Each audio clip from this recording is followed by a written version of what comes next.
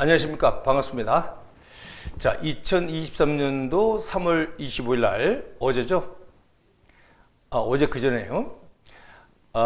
일반 채용이 끝났습니다.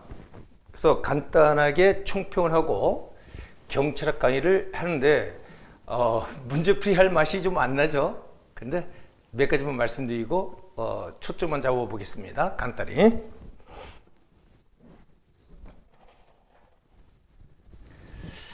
자, 요번에 보니까 말이죠. 경찰학은 이 법을 위반한 걸 쉽게 해서 학생들과 약속을 어겼다. 약속이란 것은 구두 약속이 아니라 사실상 이게 법에 준한 겁니다.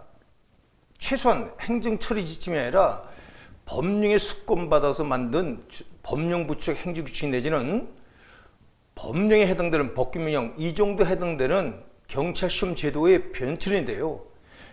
그걸 학생과, 즉 국민과 약속한 겁니다. 앞으로 경찰시험 문제는 2022년도부터 경찰학 시험 문제는 40문항으로서 어떻게 나올 것이다. 출제 비율이. 그 다음에 형사법도 어떻게 나올 것이다. 40문제. 그 다음에 헌법도 그렇습니다. 20문제. 그러면 약속 지킨 대로 출제를 해야 되는데 유독 형사법과 그 다음에 헌법은 출제 경량의 악구에 딱 맞춰서 출시했습니다. 이번에는 신경을 썼어요. 특히 헌법은 아주 출제 경향에 맞췄다. 그런데 경찰학은 2022년도 2차 심에 사실상 출제 방향에 따라서 그렇게까지 100% 나온 것도 아닙니다. 그런데 학생들은 처음에 체감하는 게 너무 어렵다 그래서 너무 어려워서 뚜아했더니 요번 시험은 반대로 너무 쉽게 냈습니다. 그러니까 변별력이 없는 거죠. 약속 위반한 거고요. 또한 문제는 시험 문제에서 변별력이 없다는 것이 말이 됩니까? 이걸 누굴 위해서 낸 건지 변별력이 없어요. 누굴 위해서 시험을 낸 건지 도저히 모르겠습니다. 가령 초보자든 한 2개월 공부했어도 기출문제만 달달 풀어서 답이 풀려요. 내용은 몰라도 대충. 그렇게 한 사람도 90점대야. 그 다음에 공부를 1년, 2년, 3년 이렇게 한 사람도 소용없어. 90점대야. 다 똑같아. 그런데 90점대인데 이 중에서 10점이 좌우되는데 말이죠. 10점도 이것도 원래는 사실상 공부가 좀 된 학생들은 95점 이상 맞아야 됩니다. 92점 정도, 약 7.5 된지 8점 정도는 요건 변별력 있는 문제로서 뭐냐, 요건 선생님 강의만 들어야 되는 게 있습니다. 약 10점 해자고 10점 정도는 선생님 강의 들어야 되는 게 뭐가 있냐면 바로 9번 문제에서 화이트 칼라 범죄죠.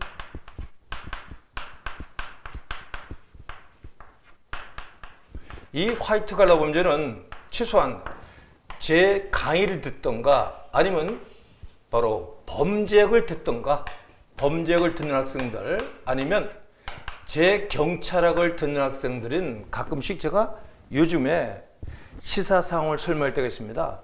그래서 화이트 칼라 범죄는 서던너가 최초로 언급했습니다만은 바로 이 사회적 지위가 높은 사람들이 그 직업과 관련돼서 범죄를 저지른 것을 말하는 겁니다. 그래서 이걸 누차 강조했습니다. 이건 근데 일반 학생들은 틀렸을 가능성이 큽니다. 요거 하나 일단은. 그 다음에 또 볼까요? 제가 먼저 또 뭐냐면 여기 제가 적어온 게 있습니다. 자, 볼까요? 그 다음에 18번 문제입니다. 18번 문제는 뭐가 있냐면 행정 18번 문제 행정법의 법원입니다.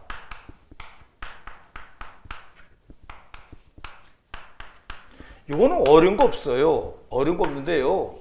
그러나 뜻밖의 이걸 틀린 학생도 있을 겁니다. 왜? 기존 기출문제하고 똑같은 건 아니에요.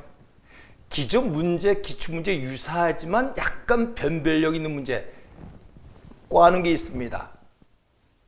쉽게 해서 바로 시의회에서 만든 것이 조례고 지방자치단체가 만든 것이 규칙인데 이런 걸 아느냐 묻는 문제입니다.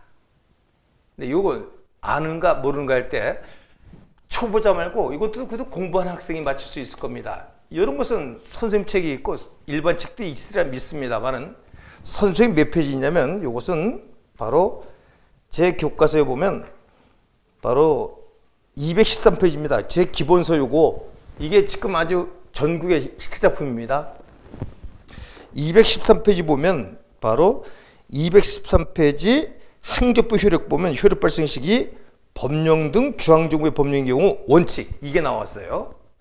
좋아요. 그런데 또 위에 보면 뭐냐면 바로 조례는 그 다음 볼까요? 4번에 보겠습니다. 위에 오늘날의 법의 1번칙 성문을 취소했는데 예컨대 쭉 해갖고 행정기법부의 비례원칙은 몇 조에 있냐? 바로 10조에 있죠.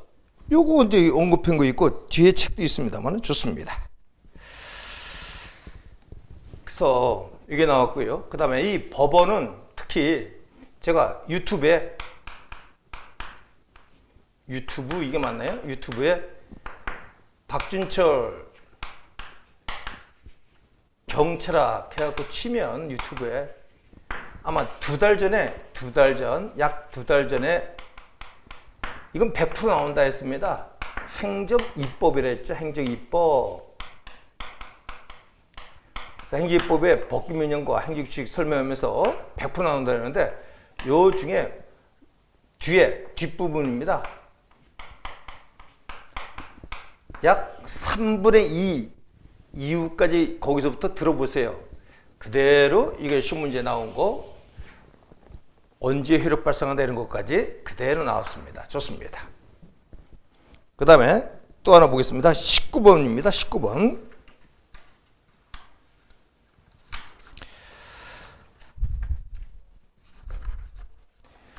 자, 19번 문제 볼까요? 19번 문제.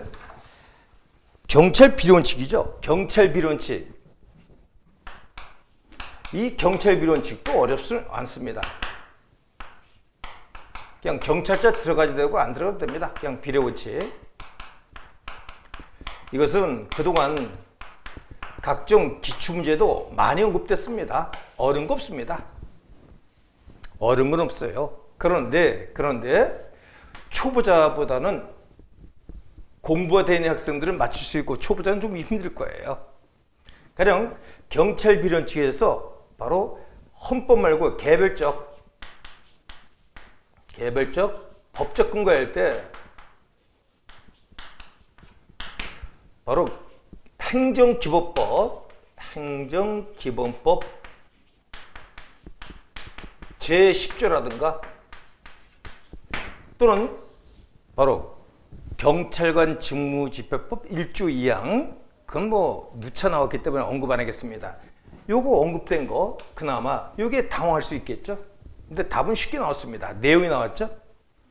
바로 적합성 원칙, 그 다음에 필요성 원칙, 상당성 원칙 중에서 바로 법익 균형 따지는 것이 상당성 원칙임에도 불구하고 필요성 원칙 이렇게 해서 뭐 적합성 이렇게 잘못 연결시켜고 틀리게 쉽게 나왔습니다.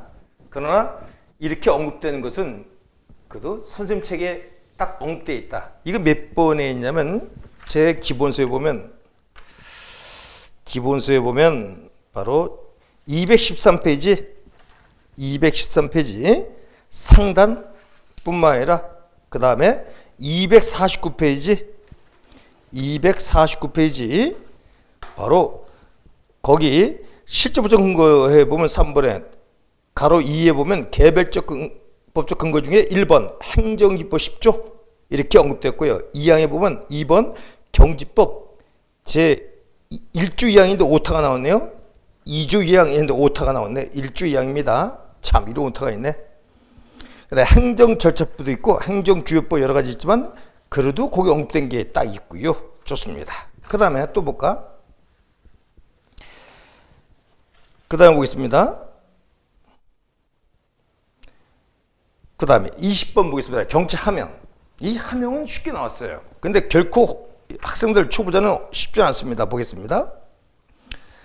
하명에 대해서 뭐가 나왔냐면 20번 보겠습니다. 하명. 1번은 여러분 시험에 한 5, 6번 나왔습니다. 그동안. 즉 하명이란 경찰 목적 달성하여 바로 특정 경우에 국민에게 법에 의해서 자기 부자기 급부 수인 의무를 명하는 것을 말합니다. 그래서 일반 통치권에서 행정이 또는 국가, 우리 국가 행정이죠. 좋습니다. 그 다음 부작위 하명은 금지이기 때문에 금지를 특정 경우에 해제시켜 주는 것이 바로 허가죠. 근데 면제 이렇게 나와서 틀렸습니다만은 이건 여러분 많이 나왔기 때문에 어렵지 않겠지만 혹시 모르겠습니다만은 3번 같은 거. 자, 경찰 하명에 위반한 것은 이것은 법률행위적 행정이죠. 명령적 행정이기 때문에 인간이 타고난 자연적 자유, 즉 자유구적 기본권이기 때문에 더불어 사는 사람에서 위험 방지하면서 예방적 금지했던 겁니다. 그래서 일정한 요건을 갖추면 무조건 자유적 자유를 회복시켜 줘야 됩니다.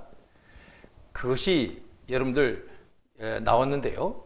그래서 이걸 위반하더라도 무효라고 할 수 없습니다. 즉 사법관계 유효합니다. 그게 어디 있냐면 책에 보면 이렇게 되어 있습니다. 교재 350 페이지 보면 바로 6번 있죠? 하단에 하명 위반의 효과. 그래서 보면 2번 있죠? 하명에 위반하여 행해진 사법성 법령 효력은 무효가 되지는 것이 일반 원칙이다. 그런데 좋습니다. 그 소리 뺏겼습니다. 좋습니다. 그 다음에 4번에 보면 위법한 하명으로 구제받을 때는 손해배상이라든가 쟁송직일 수 있어요. 그게 어디냐면 바로 351페이지 7번에 있습니다. 위법한 하명에 대한 구제, 이건 쉽죠. 행정쟁송이라는 것은 심판 또는 소송이라든가 그 다음에 손해배상, 국가보상, 손해배상 지급할 수 있다는 것 좋습니다. 그 다음에 볼까? 2번이 답이 틀렸는데 2번의 답은 이건 면제인데요. 어디 있냐면 이게 바로 이렇게 되어 있습니다. 책에 보면 바로 교과서 그렇죠. 365페이지 중간에 보면 면제가 있죠. 1번과 2번 그대로 뺏겼습니다. 즉 경찰 면제는 뭐랬습니까? 법령에 의하여 일반적으로 부과된 자기 급부 수임을 특정 경우에 해제시켜주는 바로 행정행위를 말한다. 따라서 2번에 볼까 뭐라 했냐. 면제와 허가는 특정 경우에 의무를 해제한다는 점에서 수익적 공통점이 있지만 차이는 바로 허가는 부작위, 즉 금지를 해제시키는 것이 허가죠. 하지마 했던 걸 해라, 이게 허가고요. 반면 자기 급부 수인 의무를 특정 경우에 해제시키는 것이 면제다. 이렇게 써놨어요. 이게 그대로 시험에 나왔죠. 좋습니다. 그러면 20번까지 설명했고요. 얘기했고요. 그 다음에 또 그나마 볼까? 그 다음에 자 21번입니다. 21번 21번 볼까요? 21번이 뭐냐면 행정기법이죠. 이 행정기법법은 누차 얘기했습니다. 제가 모 학원에서도 하루에 이거 이제 잠깐 찍어 놓은 게 몇 가지 있는데 그날 약 5시간 정도 해서 가볍게 예상 문제를 찍었습니다. 일주일 전에. 그걸 올렸으면 아마 그거 들었던 학생들은 최소한 경찰학 거의 만점 맞지 않았는가, 공부된 학생들은. 그런데 왜 그 기회를 안 주는지 모르겠어요. 물론 사정이 있겠지만 그래서 마음이 안타깝습니다. 이건 내 책에 딱 언급되어 있어요. 일반 책에 보통 언급 안 됐습니다. 물론 교수들이 언급하는 교수가 있고요. 자신감 없으면 못하죠. 그래서 보통 책이 없다. 근데 책에 선생님책이 있어.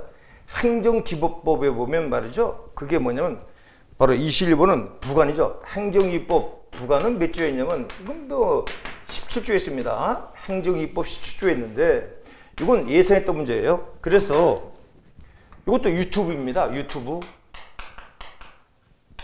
이건 유튜브 박준철 경찰서하고 한 달 전에 올린 게 있어. 한 달 전. 바로 행정기본법 올린 게 있습니다. 이건 반드시 거기서 출제된다 해서 출제된다 했는데 두 문제 나왔어요. 행정기법에서. 그래서 사실상 비례원칙도 행정기본법에 있는 걸 나왔다고 보고 부관도 분명히 이건 나온다 했습니다, 제가. 그럼 제 교과서는 어디 있냐면, 제 교과서에는 기본서 어디 있냐면 바로 188페이지입니다. 그래서 행제법 통칙에 해당되기 때문에 거의 이걸 제정할 때는 그동안 행제법은 단일법적인 존재치 않습니다만, 그러나 통칙적 차원에서 종합적인 차원에서 기본 베이스 깔고자 목적상 취지상 2021년도 3월 23일 제정 공부된 게 1조부터 4조까지 있는데 이것이 통칙에 준하는 작입니다. 그래서 중요한 겁니다. 그래서 188페이지 보면 맨 밑에 17조 부관 1항부터 2항 3항, 그 다음에 1호, 2호, 3호 있고요. 그 다음에 4항, 1호, 2호, 3호 있죠. 요거 시험에 나온다는데 책에 있습니다. 189페이지 상단까지 그대로 나왔습니다. 그래서 요것도 선생님 강의 들은 사람만 좀 도움받고, 요것도 그렇고요. 다음에 이런 것도 약간은 좀 공부된 사람 맞히겠지만 초보자들은 어려웠다. 그래도 수업을 들었으면 좋은데, 그래서 똑같이 뺏긴 건 아니에요. 기출문제가 유사하다. 그래서 이렇게 표시한 것뿐입니다. 또 하나 보겠습니다. 또 보자. 뭐 질서유번의 기술법은 뭐 많이 나왔던 문제인데 그래도 뭐 공부된 사람은 쉬웠겠죠. 자, 볼까? 보통 또 볼까요? 22번 문제는 22번 문제입니다. 행정상 의무의 학부수단. 이건 어렵게 나오진 않았습니다만은, 자, 의무형 학부수단에서 볼까요? 딱 말씀드릴게요. 우리가 옛날에 시험에 나왔던 게 직접적인 기출 문제는 아닙니다. 새로 배운된 문제야. 그래서 난이도가 그나마 중급이야. 요것은 솔직히 말해서 경찰학 기출 문제 중하가 아니라 아예 학급이야. 너무 쉬운 거야. 그냥 무조건 90점 이상 맞아야 돼요.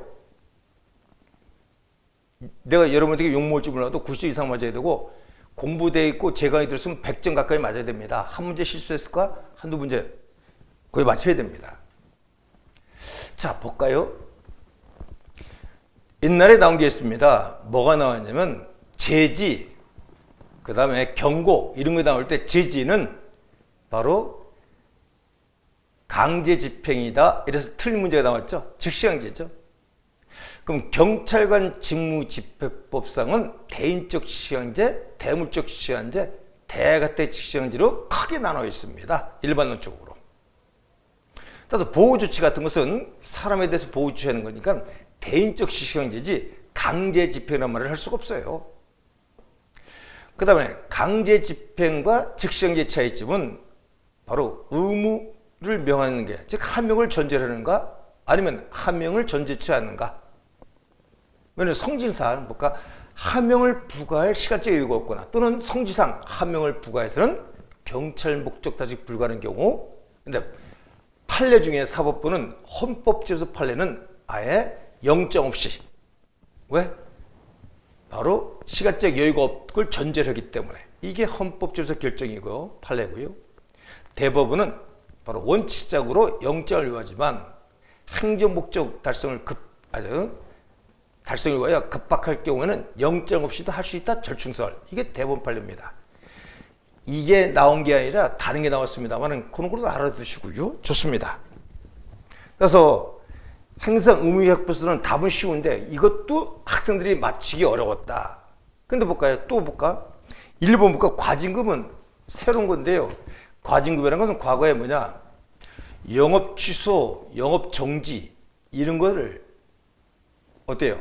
삼성 대기업을 잘못해서 영업 취소한다? 영업 정지한다?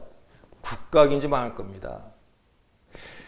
그래서 대체적으로 병행돼서 과징금 부과로 대체하는 게 많다 했습니다. 특히 제가 이런 말씀도 드렸어요.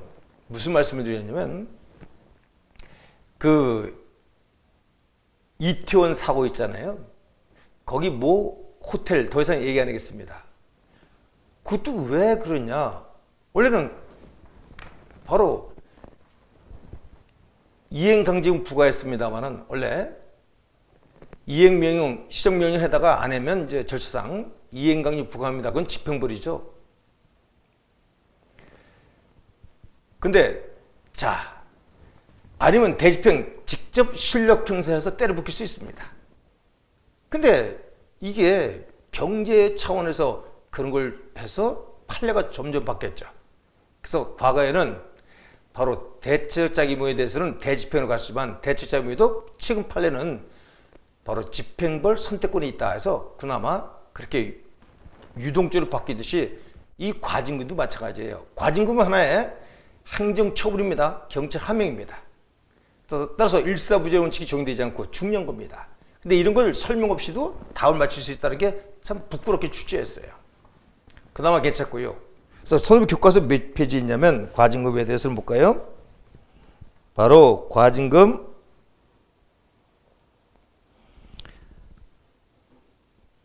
506페이지 하단 506페이지입니다. 506페이지 하단에 좋아요. 506페이지 보면 과징금의 법조성은 과징금은 하명이다. 그 다음에 기억해 보면 뭐라 했냐면 이렇게 되어 있죠. 과징금은 행정청이 금전급부 명령을 내용을 하므로 명령쟁정인 바로 급부함에 해당된다. 이랬습니다. 좋습니다. 좋아요. 그런 걸 언급했고요. 그 다음에 가산세죠. 새로운 의무학부수단 중에서 가산세에 대해서는 바로 어디냐면 가산세는 508페이지 하단입니다. 그래서 508페이지 하단에 보면 이건 가산금하고 달라요. 가산금은 행정처분이 아닙니다. 국세징수법 같은 데서 그 납부기간까지 안 내면 가산금이 저절로 붙어요. 법에 의해서. 그래서 의사표시로 처분한 것이 아니기 때문에 쟁송제기할 수 있는 처분수가 없습니다만은 가산세는 세금을 새로 부과한 겁니다. 따라서 세금을 부과한 거기 때문에 행정처분이에요. 그래서 행정처분은 어떤 질서벌도 아니고 그 다음에 형벌도 아니기 때문에 고유가실을 묻지 않고요. 유체성 이런 거 묻지도 않습니다. 다만 이 상대방이 정당한 주체사유가 없이 그 세금 가산세 세금 부과에 대해서 납부 못할 사항이 정당한 사유가 있다면 예외가 있습니다. 그러나 가산세도 하나의 처분이라는 거 중요합니다. 그것도 선생님 책밖에 없어요. 됐고요. 그래서 바로 몇 번이냐면 22번. 이것도 선생님 교재에 보면 바로 몇 페이지냐? 바로 508페이지하고 가슴 507페이지 좋아 506페이지 6페이지 하단 보고요. 508페이지 가산세 보면 되겠습니다. 좋아요.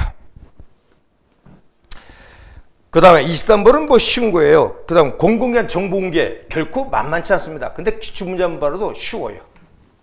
국민 권익을 구제를 위해서 오늘날은 바로 98년도부터 임의제로 바뀌었습니다. 그래서 행정심판 체계냐 소송 체계냐 옛날에는 반드시 소송을 제기하려면 행정심판을 거쳐야 했습니다만은 대부분 다 임의적 행정심판 존치로 확 바뀌었죠. 필요적에서 단 세 가지는 필요적이다.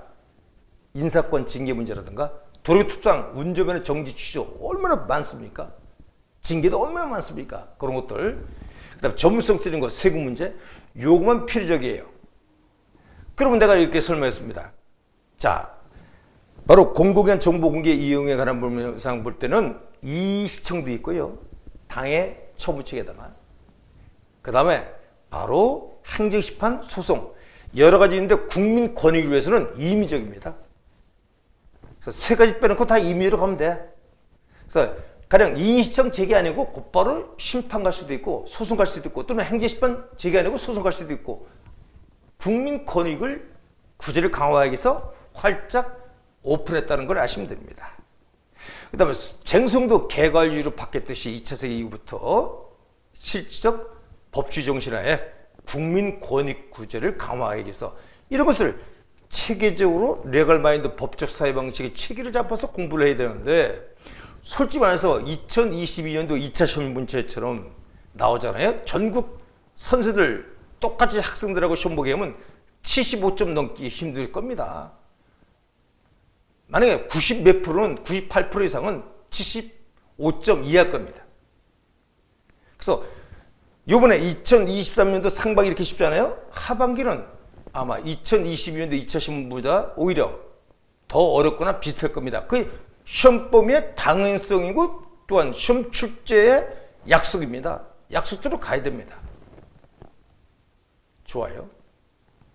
너무 난 이제 충격받아서 이게 쉽게 나왔고요. 이건 변별력이 없는 거야.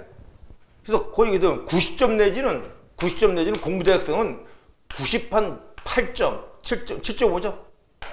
이런 학생이 엄청 많을 거예요, 이게. 경찰학은.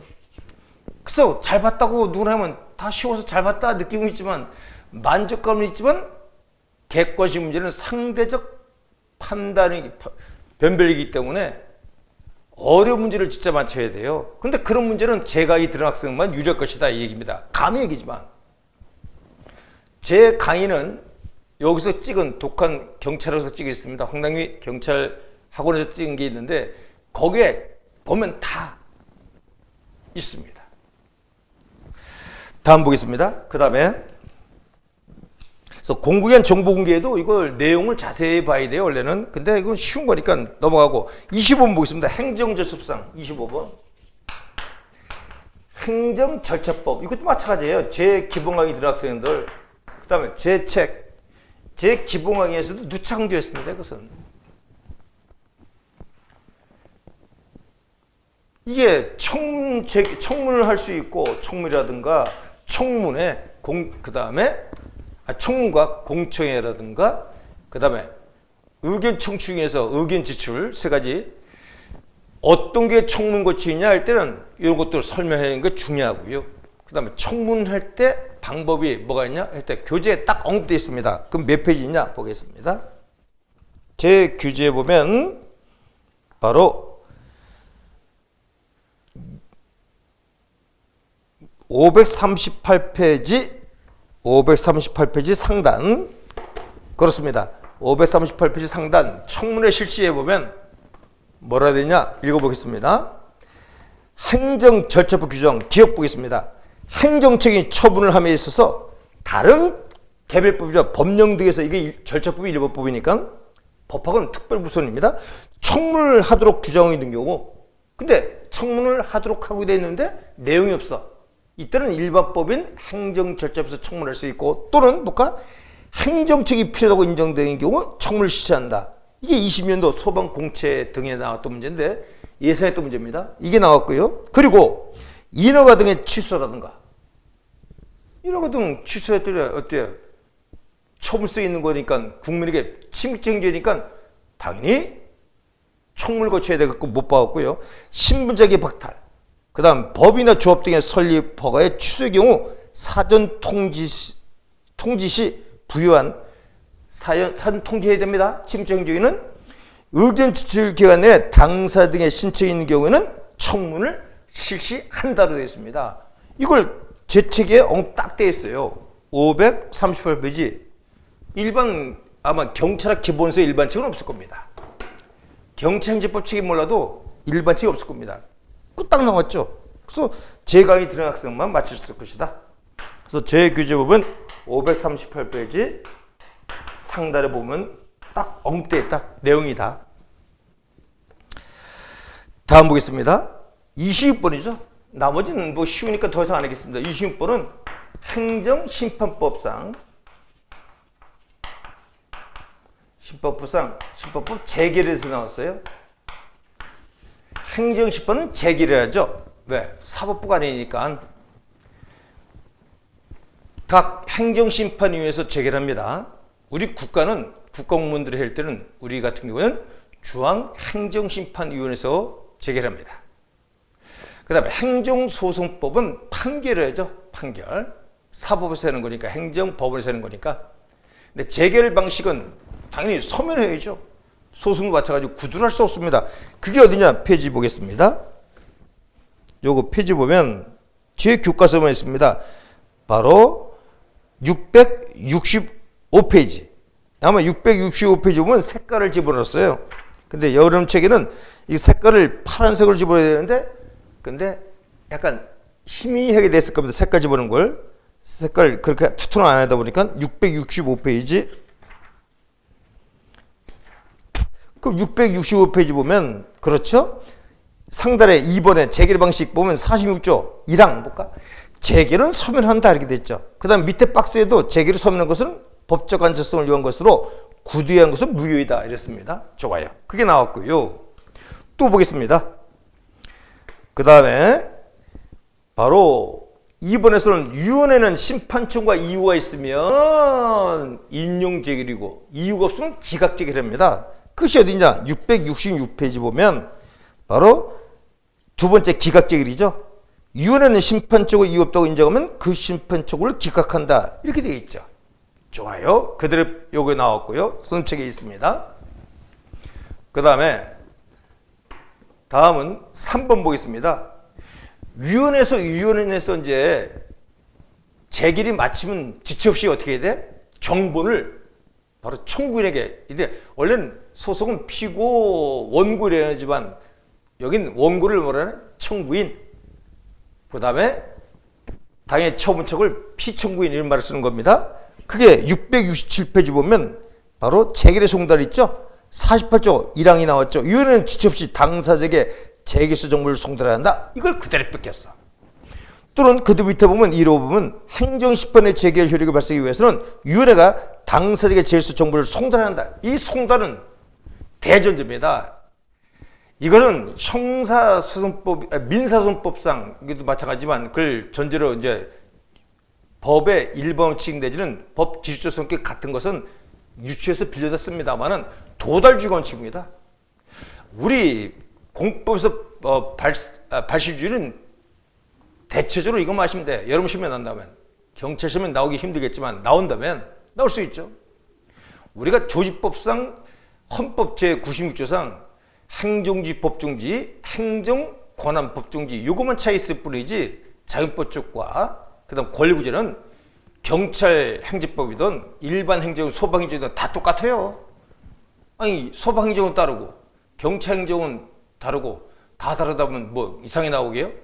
다만 그 조직 권한 그 담당 부서의 거기에 차이가 있는 거예요. 특히 행정법 관계도 이런 얘기입니다. 법률 관계를 말하는데 권리 의무 관계. 그래서 행정행위 일반적 행정처벌을 말합니다. 이때도 주로 바로 국민과의 관계상 행정주체와 국민과의 관계지 조직 내 관계는 바로 광의의 행정법 관계를 보는 겁니다. 그래서 여러분이 볼 때는 바로 일반 행정법과 차이가 없다 이렇게 봐야 돼. 이건 대체로 교수들한테 물으면 그렇습니다. 행정법 교수들한테 물어야 됩니다. 일반 선생님한테 묻지 마시고요. 좋습니다. 그래서 그게 나왔고요. 그 다음 보겠습니다. 재결의 기속력. 이 기속력도 예상 문제였습니다. 기속력. 그래서 제 기본하기 시간에 누차 강조했습니다. 기판력은 법원하고 그 다음에 그 재판을 청구한 사람은 다시 이제 그 원 소송 제기했던 것을 똑같은 사유 가지고 바로 쟁송을 제기할 수 없다는 것이죠. 소송을. 그렇습니다. 다만 여기서는 재결이니까 기판력에 대해서는 안 하고 기속력 좋습니다. 형성력 이런 걸 얘기했는데 기속력은 바로 그 주문에다가 이것이 청구인이 이유가 있냐 없냐 위법하냐 아니냐 절차가 잘못되느냐 이런 걸 얘기했는데 주문은 결정 내립니다. 이것이 바로 청구인의 이유가 있다 있으면 있다 없으면 없다 이렇게 간단히고 그 다음에 그 주문 말고요 그 밑에 뭐가 있습니까? 그 이유가 있습니다. 거기에 내용에 쭉 된 게 그것이 이제 그대로 나왔습니다. 그래서 보면 바로 볼까요?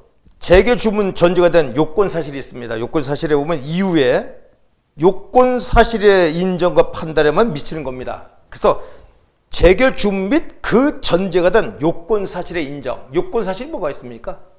그러니까 가령 그 법적인 근거에 대해서 뭐에 대해서 어떤 거에 대해서 문제가 있다면 그런 거에 대해서는 만약에 볼까요? 그럼 절차가 잘못됐다 절차고 절차. 행정심판에서 받아줬으면 인용판결했으면 취소해라 하면 즉시 취소의 효력이 생겨가지고 형성이 생깁니다. 행정처분 필요 없이 그 효력은 없어집니다. 행정처분은. 그건 뭐 다툼 실력이 없어요. 형성력이고. 근데 뭐 변경 명령이 그다음 변경 결정 내렸으면 이런 게 있습니다. 그다음에 잘못됐다 행정청이 이러면 바로 반복효 금지가 있고요. 그다음에 거부 처분과 부작위 잘못됐다면 의무 이행해야 됩니다. 지체 없이 이행해야 됩니다. 그런데 볼까요? 그 주문과 그 요건 사실에만 미치기 때문에 만약에 절차가 잘못돼서 바로 위법하다 이렇게 받아들였으면 이 절차를 시정해서 적법하게 시정한 다음에 처분하더라도 이것은 기속력이 위반되는 거 아닙니다. 새로운 처분이 아닙니다. 새로운 처분입니다. 종전 처분에 절차상 잘못됐다면 절차를 잘못된 걸 고쳐서 적법한 처분하면 새로운 처분이 되는 거니까 기속력에 반하지 않습니다. 이게 좀 약간 힘들어요. 이걸 그대로 뺏겠습니다. 볼까? 668페이지 보면 뒤 보겠습니다. 인용 재결의 기속력은 당해 처분에 관한 재결 주문 및 그 요건 전제가 된 요건 사실의 인정과 판단에만 미친다. 아주 중요하고요. 색깔 집어넣었죠. 그 다음 판례 보겠습니다. 즉 재결의 기속력은 재결의 주문 및 그 전제가 된 요건 사실의 인정과 판단, 즉 처분 등의 구체적 위법 사유에 관한 판단에 미친다. 이것이 2005년도 12월 9일 대법원 판례 사건으로 2003년도 7705입니다. 그 다음 미음 보겠습니다. 기각재결은 뭐야? 기각했으면 바로 청구인이 청구한 것이 이유가 없다. 행정청의 처분이 적법하다는 겁니다. 따라서 이때는 기속력이 인정되지 않죠. 이 기속력은 누구한테 되느냐면 처분청과 관계 행정처에게 기속력이 있는 것이고요. 인용 판결이 됐을 때는 따라야 되는 것이고 바로 행정심판위원회 재결에 따라야 되는 것이고 기각했을 때는 따를 필요가 없습니다. 좋습니다. 그 다음에 소극적 의무로서 반복금지 의무가 있습니다. 무슨 얘기냐? 자, 잘못했어 그런 처분이 그럼 또 반복해서 처분하면 안 되겠죠. 반복적 금지 의무죠. 그 다음 재처분 의무가 있습니다. 적부적. 재처분에 해당하는 것은 거부처분과 또는 부작위에 대해서 이거 안 했으면 하라. 재처분 적극적으로. 뭐뭐 하라는 적극적이고 하지 말라는 소극적이죠. 이런 말이야. 그래서 반복금지 의무와 재처분 의무가 있어요. 근데 앞에다 붙이면 국어 싸움이지.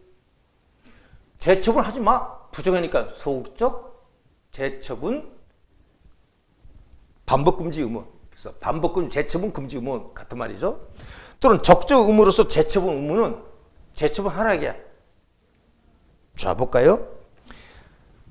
그래서 니은 볼까? 인용제기를 적시 일된 입법사를 반복해서 안 되는 것을 의미하는 바 새로운 사유를 이유로 또는 절상하자를 보완하여 그러니까 새로운 사유라든가 절상하자를 보완해서 한다면 새로운 처분에 해당되기 때문에 바로 기속력에 반하지 않는다는 겁니다. 좋습니다. 컷이 딱 선심책이 있어요. 그러니까 경찰 행정법 책에는 있지만 경찰학 기본서 중에 일반 시중책을 다 봤지만 선생책밖에 없더라 이게. 그렇습니다. 그래서 668페이지를 꼭 참고해 보시면 돼요. 그래서 자 결론 내려보겠습니다. 나머지는 너무 쉬워서 설명할 거 없고요.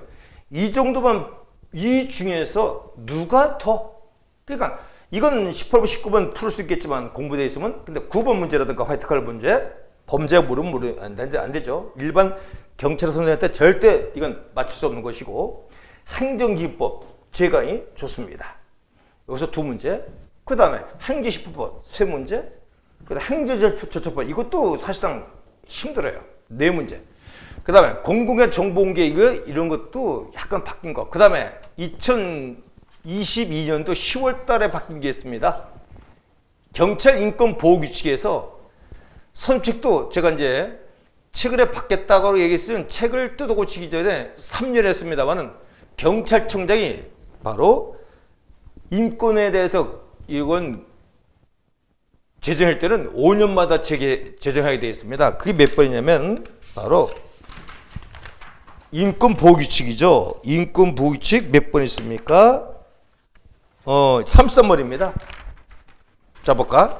이건 옛날 문제 그대 뺏겼는데 일본 문제의 답은 알 수 있어요.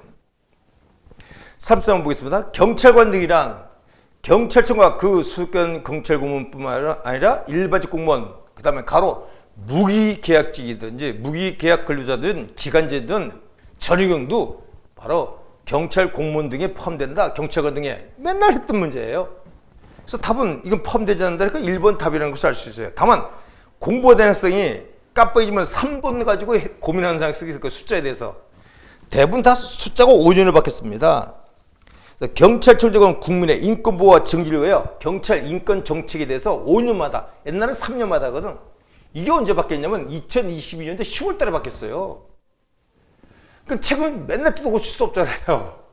그래서 저도 깜빡했습니다. 최대한 반영했습니다. 다 반영했는데 제 책에 3년 돼 있더라고요. 근데 분명히 수업 시간 내가 요거 다 5년짜리가 많다. 볼까? 먼저 5년짜리 보겠습니다. 바뀐 게 있다면 대표적으로 뭐가 있습니까? 이게 5년을 바뀌었고요. 그 다음에 학교폭력도 교육부 장관이 5년마다 이렇게 돼 있고요. 그래서 나머지 더 이상 안 하겠습니다. 그래서 그런 거 숫자에 대해서는 나중에 이제 중복처리인 거 요즘 경향이 이렇게 바뀌고 있다는 거 아시면 됩니다. 좋아요. 그 다음에 마약류는 너무나 쉬웠던 문제입니다. 이것은 했고요. 좋아요. 그 다음에 재난안전관리법도 그 뭐 총괄권자는 행정안전부 장관이니까 너무 쉬웠던 문제니까 설명 안 내겠습니다. 자, 근데 시험은 비록 쉽더라도 다 100점 맞을 수가 없어요. 상대적으로 약간 차이가 있을 수 있으니까. 그래서 고생 많았습니다. 그러나 시험 범위는 항상 시험 범위를 알고 공부하셔야 했어요. 항상. 맨날 홍수를 바라는 것이 아니라 시험 범위가 어느 정도 된다는 것. 그래서 기본서가 중요해요. 이 기본서가 두껍다 이게 이게 겁먹지 마세요. 제가 2013년 이전에 필수 과목일 때 제 책이 전국에서 최고 많이 팔렸습니다. 그때 한 10만 권 이상 팔렸습니다. 거의. 그러면 자, 그때 가장 많이 팔렸는데 제가 말씀드릴게요. 제 책이 몇 페이지였냐면 그때 당시 1112페이지였어요. 1112페이지. 이게 넘거나 그랬어요. 옛날에 잘 나갈 때 책이 점점점 좁아졌죠. 페이지 수가. 왜? 시험이 이제 3년 전에 예고했거든요. 선택각으로 바뀐다면서 점점 바뀌면서 한 800페이지 또는 700페이지 이렇게 줄어간 거지. 옛날에도 이랬습니다. 옛날에 필수일 때 바뀐다니까 이제 시험이 쉽게 가니까 이렇게 바뀔 수밖에 없었던 게 안쓰럽습니다. 그런데 지금은 이것도 아니고 1032페이지예요. 그 다음에 그럼 볼까? 기본서인데 기출문제를 무조건 푸는 거야. 기출문제는. 기출문제는 시험에 이거는 출제 나오면 무조건 맞춰야 되는 거야. 근데 기출문제도 다 맞출 수가 없잖아요.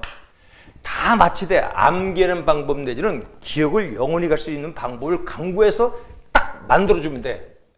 어떤 선생은 이게 요령껏 어떤 의미에 암기도 공부입니다. 근데 시험장에 끝까지 갈 수 있는 것이 더 좋은 방법이 되겠죠. 그래서 반복하다가 요령이 있는 겁니다. 그래서 요령을 설명을 이해시켜서 하면 오래 기억해 합니다. 영원히. 우리가 초등학교 동창, 교통사고, 그 다음에 어떤 뭐 누구의 첫 만남, 뭐 이런 건 영원히 기억나듯이 그렇게 될 수 있는 장치가 됩니다. 장기 기억까지 갈 수 있는 장치가 될 수 있어요. 이 기출문제 무조건 맞히되 플러스가 뭐냐? 바로 예상치 못한 문제에서 상대적 선수입니다. 오늘도 이번에 우리가 얘기했지만 너무 쉽기 때문에 90점 이상 맞았지만 10점을 누구보다 더 앞서느냐? 이게 중요한 거 아니겠습니까? 5문제 중에서 상대적으로 그 교과서에 다뤘거나 선생님이 수업시에 다룬 것, 이게 중요한 게 아니겠습니까? 그래서 상대적으로 이게 중요하다. 그래서 기본서, 기본 강좌할 때 이걸 다루는데 강의가 많은 거 아니에요. 만약에 계속 기출문제만 쫓아가면 어떻게 되는지 알아요? 한 5년 내지 7년 하면 합격합니다. 왜? 기출문제 계속 풀다 보면 축적되잖아요. 그게 모아지면 지식이 이어지지 않아도 암기도 지식이에요. 책이 안 잡아도 레걸마인드 법적 사인 방식 부족하더라도 답만 보고 풀 수 있는 정도가 감각만 키워도 합격할 수 있지만 불안한 거죠. 근데 너무 가혹하잖아요. 기간이 많이 잡으면. 그래서 말씀드린 겁니다. 그래서 기본서를 하고 이 기본 강의가 약 18강 내지 20강 요 조금만 두면 돼. 그럼 20강은 뭐야? 하루에 4강이면 4일 내지 5일 4일 내지 5일 정도만 수업만 더 들으면 돼. 4일 내지 4번 정도 하루에 4시간이면 4번 내지 5번만 더 강의를 좀 더 구체적으로 적시해서 개념 파악 딱 하면 시험장에 하는데 아무 부담 없는 거예요. 근데 그걸 왜 회피합니까? 그래서 얼마 안 되는 거 가지고 1년, 2년을 연장하지 마시고요. 자신 있게 도전하십시오. 그래서 시험 범주에서 기출문제는 무조건 푸세요. 기출문제 어떤 책도 다 있습니다. 제 책도 있고요. 그럼 다 풀면 되는 겁니다. 그럼 똑같은 전제하에 기출문제도 반복해야 돼. 왜? 틀리니까 100점 맞을 수 없으니까 반복해서 100점한테 노력하시되 새로운 문제 요것도 대처해라 이 말씀이죠. 그래서 요번에도 쉽게 나왔어도 약 5문제에서 누가 더 정확히 맞추느냐 이게 중요한 것이고, 그 다음에 2022년도 2차 시험에서는 10문제 이상 10대 문제 어렵잖아요. 그걸 누가 더 맞추느냐 이렇게 하는 겁니다. 그래서 합격을 보장받는 수업 내지는 공부 습관을 들이시기 바랍니다. 자, 시험이 끝나고 나면 항상 섭하죠. 그래서 여러분한테 내가 무슨 얘기 했습니까? 너무 쉽게 나와도 문제 있고 너무 어렵게 나와도 문제 있지만 만족감이 있을지 몰라도 상대적 점수이기 때문에 안타깝습니다. 자, 감사합니다.